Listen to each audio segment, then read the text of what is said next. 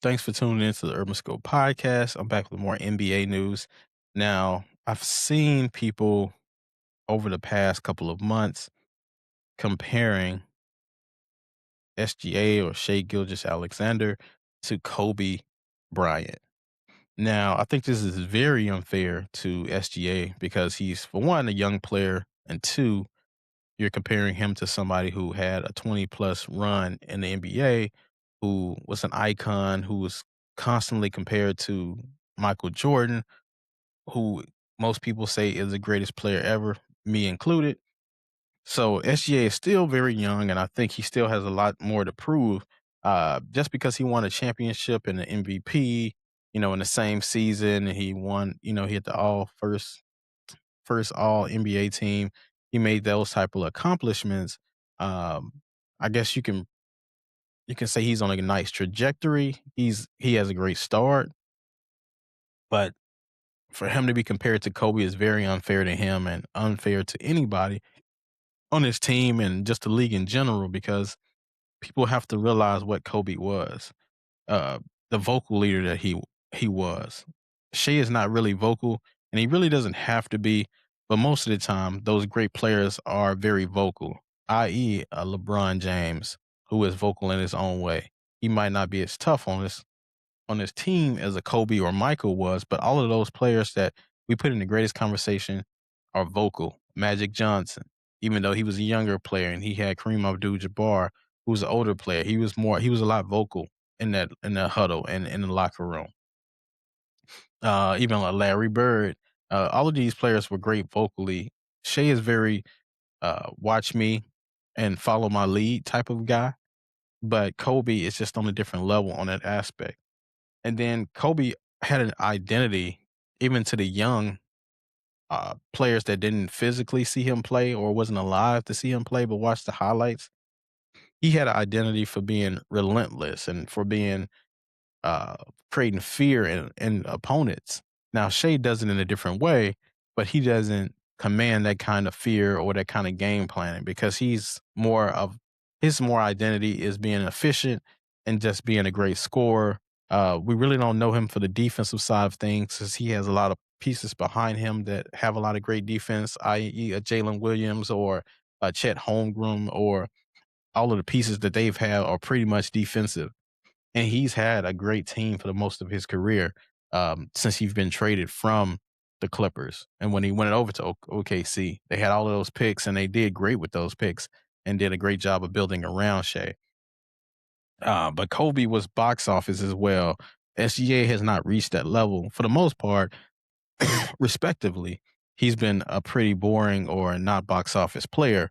Kobe had that from the jump because you always thought he was going to shoot over two or three people. He was going to get to the basket. He's going to be relentless. He's going to be one of those players that's going to keep attacking. He's going to attack the paint. Shea really doesn't attack the paint as much. He can get to the paint easily and he can do that, but that's not his forte.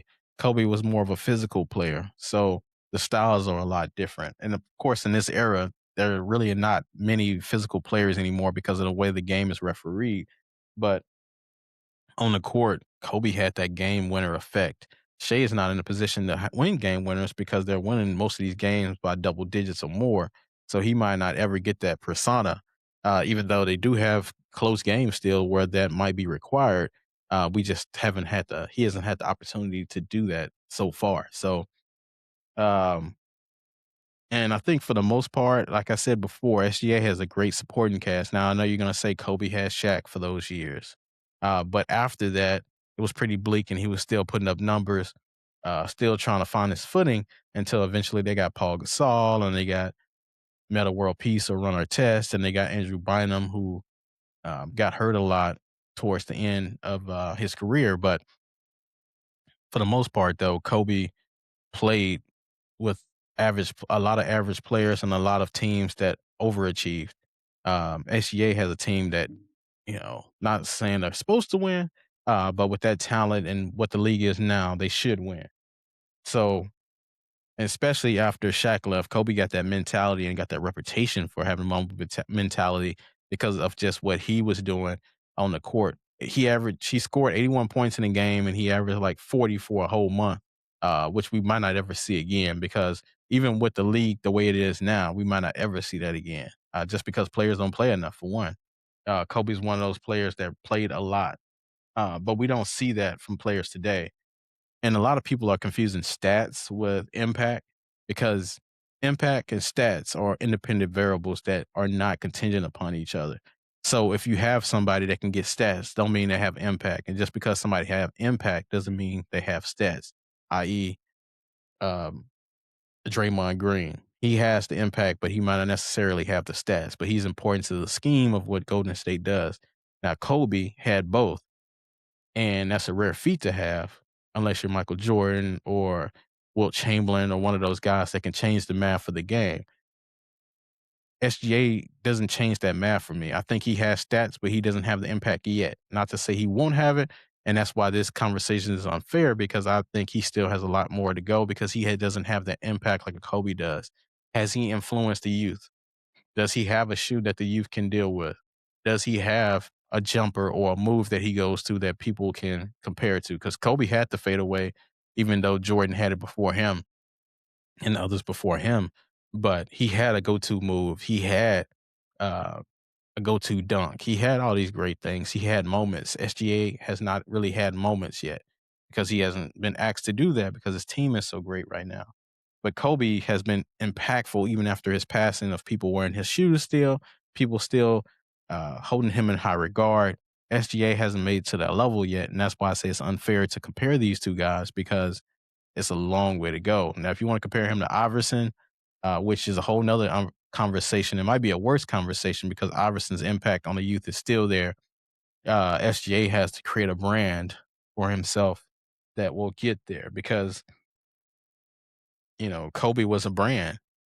SGA is not a brand. He doesn't have a signature shoe that we relate to or the youth relate to. You don't see people shooting trash cans saying SGA. They're still saying Kobe. So there's a lot room for SGA to go, but to compare him to Kobe, I think it's just too premature and it's unfair to SGA because he's a great player, but he still has a miles to go. So tell me your thoughts on this comparison of SGA and Kobe. And until next time, see you next time.